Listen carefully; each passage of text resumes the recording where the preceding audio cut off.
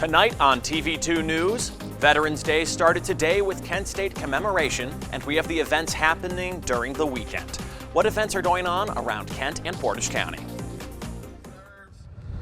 Because it's the same feeling probably all veterans feel. It's a calling to serve this country. Hurricane Nicole has made landfall. We have the updates on Nicole's path and who it will continue to affect. It's the best time of year. No, it's not Christmas yet, but it is basketball season, and I'm here live in front of the Mack Center for the men's and women's home openers tipping off tonight. Wordle lovers, listen up. There are some changes coming to your favorite brain teaser. What they are and how the game might change. All these stories and more as your Thursday edition of TV2 News starts right now.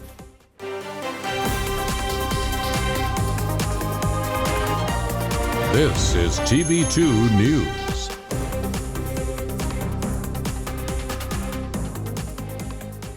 Good Thursday evening, Portage County, and thank you for joining us. I'm Nathan Welsh. And I'm Olivia Sharp. Tonight we start with a Veterans Day commemoration on campus honoring those who have served in the military. Our own Alexandria Manthey was there and has the recap. Hi, Alex. Hi guys, today marked the annual Veterans Day celebration on Risman Plaza the day before Veterans Day. The event including the posting of colors from Kent State's ROTC and several speeches, including a keynote by Dr. N.J. Akbar to honor those who are currently serving and have served.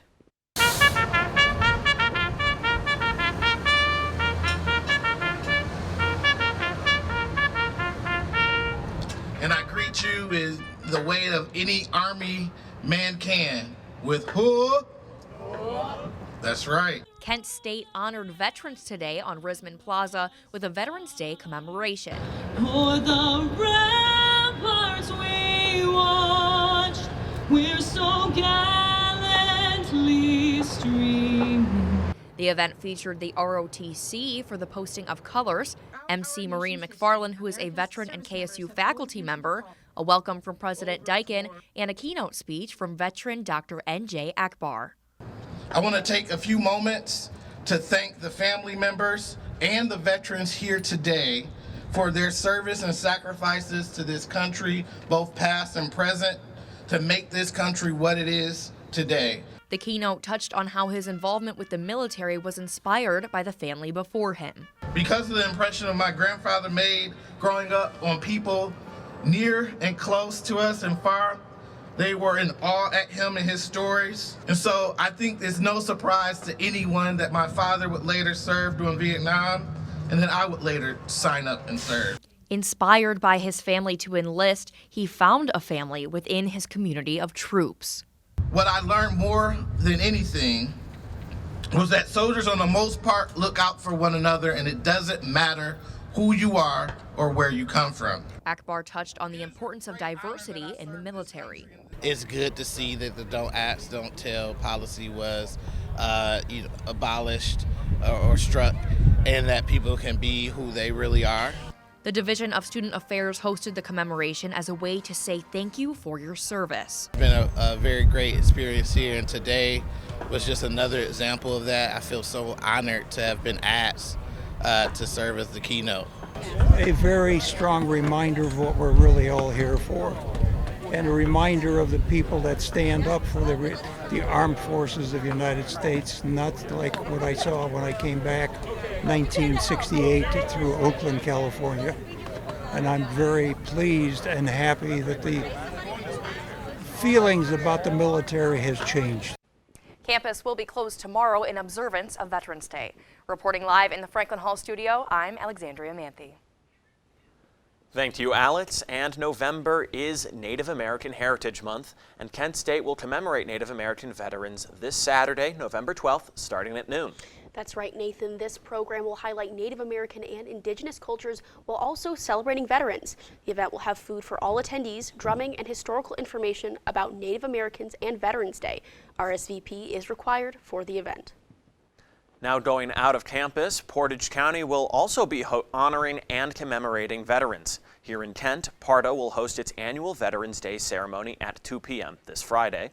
The event will take place at the Veterans Memorial adjacent to the Kent Central Gateway Transit Center in downtown Kent.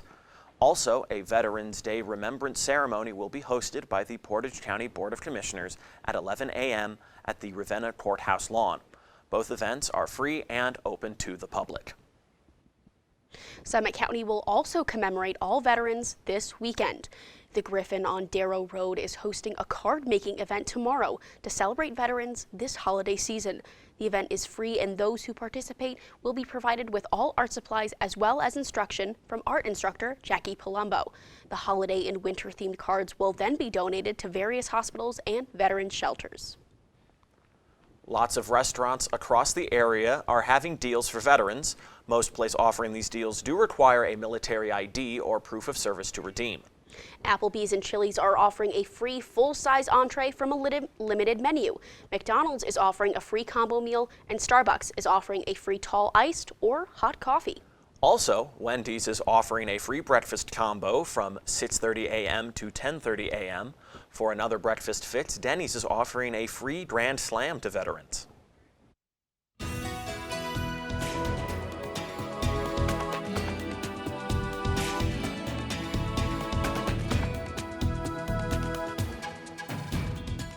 Happy Veterans Day Eve. The weather with the commemoration today was toasty but great. It was about 60 degrees. My name is Collin Lewis with your weather forecast and weekly temperatures. Let's get right into it. Currently in Kent, you can see if we get the weather up here. There we go. It is 68 degrees. It feels like 67. Pretty toasty in my book. Dew point's about 45 degrees, which makes humidity about 42 degrees. No rain yet. Winds about northeastern winds. That's about 9 miles per hour. Kind of helps with the heat, but not that much. Visibility is about 25 miles per hour.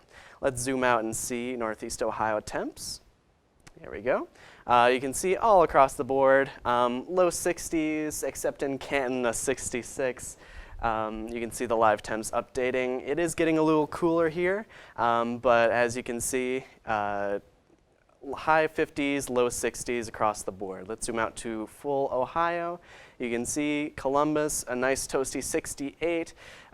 Steubenville also around that temp, and it gets a little cooler towards Cincinnati, but I think we expect some cooler things this week. Stay tuned for more weather news and your upcoming temps and to see if things are going to cool down.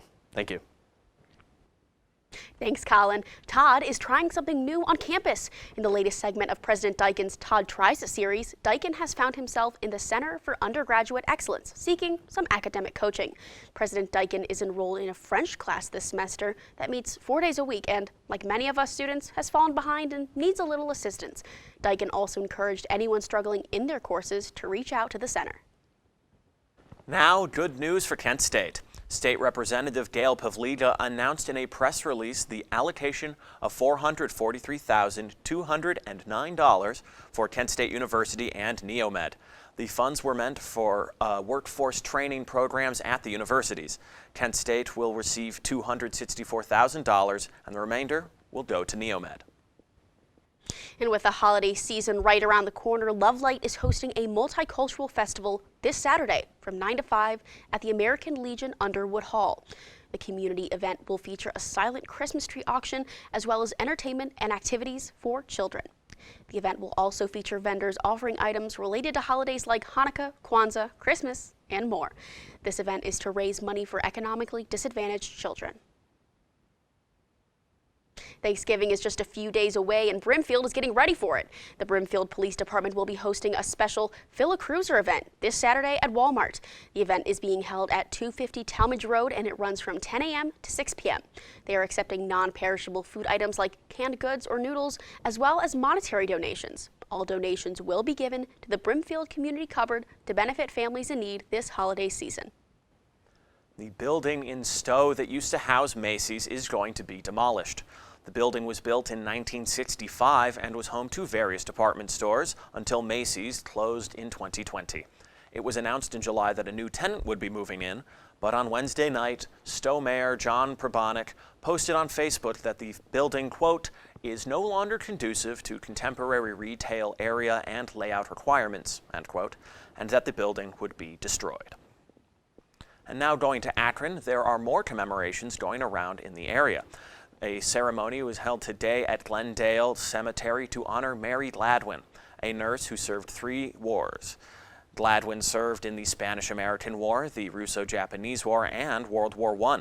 She received the Florence Nightingale Medal from the International Red Cross for her service, and University of Akron's Mary Gladwin Hall was named in her honor.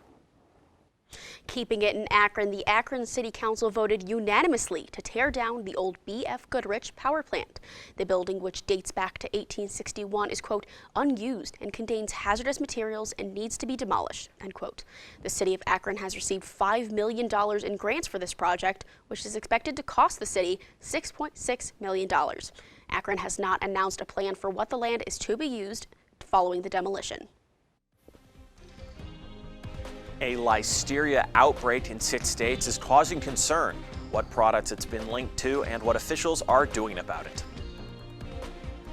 President Biden is meeting with the Chinese president, when that meeting will be and what's on the docket.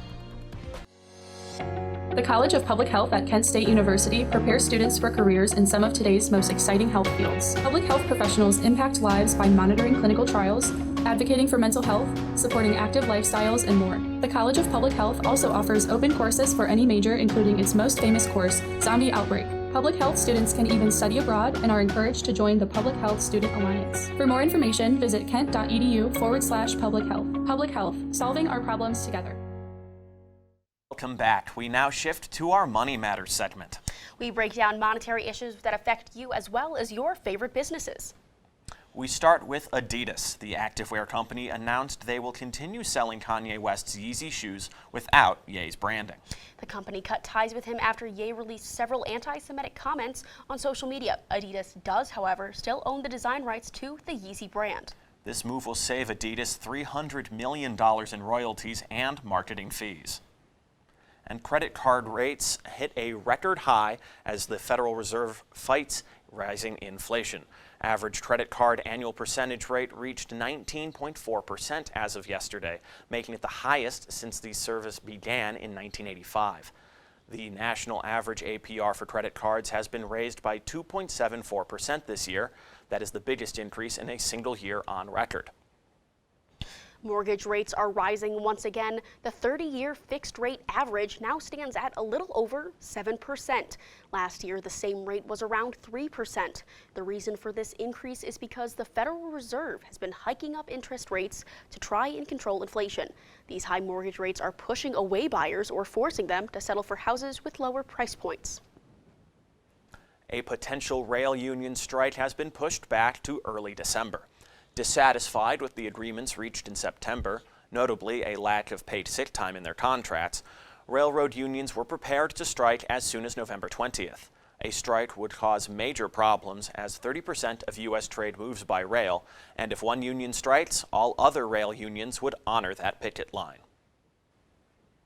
The auto parts manufacturer Caterpillar has been ordered to pay $145,000 in fines following the accidental death of a worker in Illinois. 39-year-old Stephen Dierkus died in June after he fell into a burning hot cauldron. OSHA says his death would have been preventable if Caterpillar had installed guardrails and had been more aware of the potential dangers in the workplace.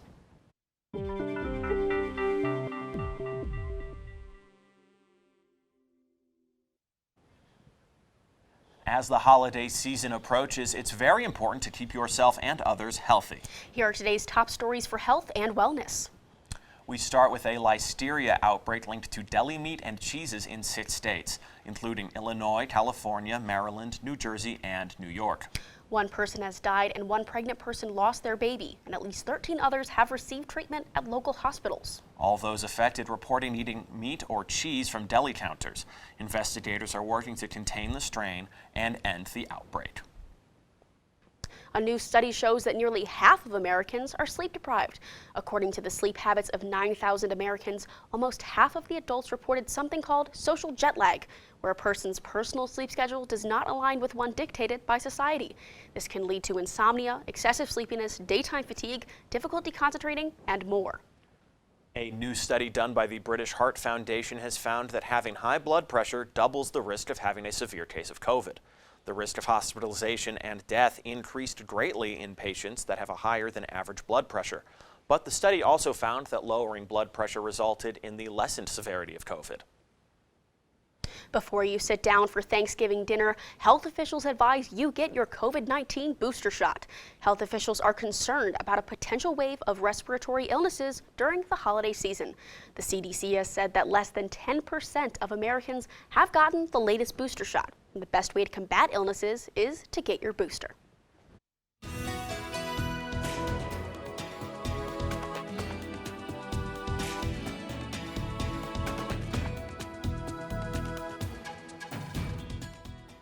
Hurricane Nicole left more than 230,000 people across Florida without power. High winds and rain with threats of tornadoes are expected to continue Thursday on America's southern coast, and officials in Florida have asked people to evacuate. Hurricane Nicole is straddling Florida's Big Bend coastal region and is expected to weaken overnight. Nicole is the first U.S. hurricane in November in nearly 4 decades. And a new satellite launching to help track weather has a potentially groundbreaking piece of equipment going to space with it. A heat shield designed to land humans on Mars was also launched from the Vandenberg Space Force Base in California. This mission will test an inflatable heat shield that will allow crewed missions to land on Mars. The technology will also be used for robotic missions on Venus and on Saturn's moons. And we go now from outer space right here to Northeast Ohio. And for that, we check back with our weather anchor, Collin Lewis. Thank you, guys. Let's get to your weekly forecast, see how tonight's and tomorrow's weather is. It might surprise you. You can see at 9 p.m. it does get cloudy, so probably no stargazing tonight. But as it gets up to 3 a.m., it starts to rain, 40% chance of rain, still around mid-50s. But as you can see for tomorrow, it is 100% chance of rain. It is 61, cooling down a little bit, a low of 49. Visibility is about 5 to 10 miles, and sunset will be at 5:11 p.m. Let's look at the rest of your week. Here we go. Friday, Saturday, the start of your weekend is going to be a little rainy. And the rest of your week is just going to be cloudy. It will get nice and cool, so make sure to break out all your winter gear. Break out your umbrellas and coats to prepare for the weekend. But good news is that we won't be as sweaty this week. Keep in touch with your weather forecast through kentwire.com. I've been Collin Lewis. Thank you. Republicans are facing the ramifications of the midterm elections. The GOP anticipated something called a red wave, where Republicans would have taken control of the Senate and the House of Representatives. This midterm may end up being one of the best for the Democratic Party, as it indicates the issues that Americans care about most, like the economy as well as abortion restrictions. Republicans swept all 3 races for the Ohio Supreme Court on Tuesday, and now abortion rights activists are working on how to protect these rights in state constitutions in 2024. The initial discussions have been happening in different states such as Ohio, Florida, Arizona, and Colorado. A representative of the abortion campaign in Kentucky said state advocates can gather signatures to put abortion to voters should explore this option. We have updates on Pelosi's case. A federal grand jury has indicted David DePape, the man accused of attacking Paul Pelosi in his home last month. DePape is facing federal home invasion and assault charges, as well as attempted kidnapping of a public official. DePape is a Canadian citizen who is in the U.S. illegally, and he has not pleaded guilty to the charges. Speaker Pelosi has stated that her husband is making progress and is expected to make a full recovery. Our hope is that within a short span of time, it will become possible for us to really get together again in full measure and do the things we need to be doing as the 2 leading emitters in the world and as the 2 largest economies in the world. China and the United States really need to cooperate on this. President Biden is expected to meet with Chinese President Xi Jinping for their first in-person sit-down since Biden was elected in 2020. The 2 world leaders will meet in Bali, where the G20 summit is to be held next week. They will discuss human rights issues as well as economic practices. U.S. officials say this meeting is to improve the relationship between the 2 biggest economies in the world. Twitter's Chief Information Security Officer Leah Kistner has quit following turmoil at Twitter after Elon Musk purchased the app. Kistner announced their resignation through a tweet stating, quote, "I've made the hard decision to leave Twitter. I'm so proud of the privacy, security, and IT teams and the work we've done. Kistner was one of several top Twitter leaders who resigned on Wednesday. Frosty fans are in for a sweet surprise. What is Wendy launching this week for holiday season? It's a great day to be a Golden Flash. I am here live in front of the Mack Center, and the men's and women's basketball season openers are tipping off behind me right now. And now, your TV2 Sports Report.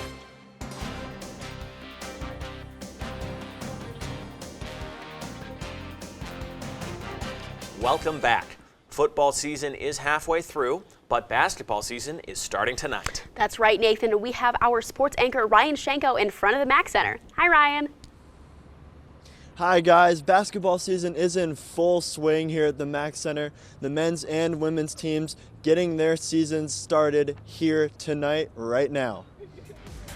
And the Kent State men's team is already The Kent State men's team already 1-0 after cruising past Northern Kentucky on the road earlier this week behind the efforts of returning superstar Sincere Carey. Today they tipped off their first home game of the year against Baldwin Wallace. With about 10 minutes left in the second half, the Flashes lead the Yellow Jackets 57-40, and Sincere Carey leads the scoring with 26 already. If you're not at the Mac, then what are you doing? Get out to the Mac and come support the guys as they look to move to 2-0 on the young season. The Kent State women's basketball team is starting their season right behind me at 7 against Florida State.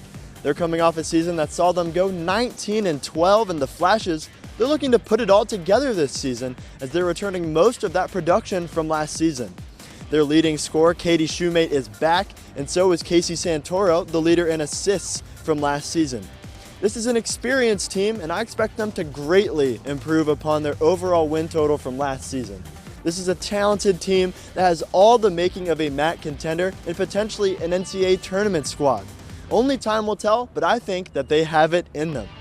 Like I mentioned earlier, the Flashes open their season against the Florida State Seminoles, and this is an absolutely massive test for the Flashes.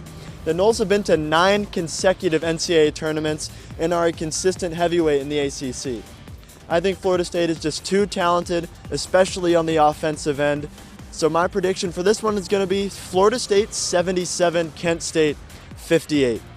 Thank you guys for rocking with me tonight. I've been Ryan Shanko with your TV2 Sports Report. I hope everyone has a safe and wonderful night. And remember, come out for the women's game at 7 o'clock starting soon.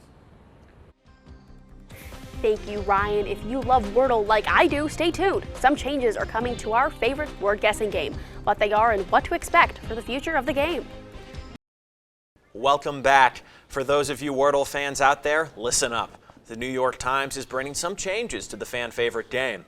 Wordle will be transitioning from the usual pre-selected words to words chosen by the Times. Also, the answer will no longer be a plural word that ends in S or ES, but players can still guess the plural words in order to eliminate other options.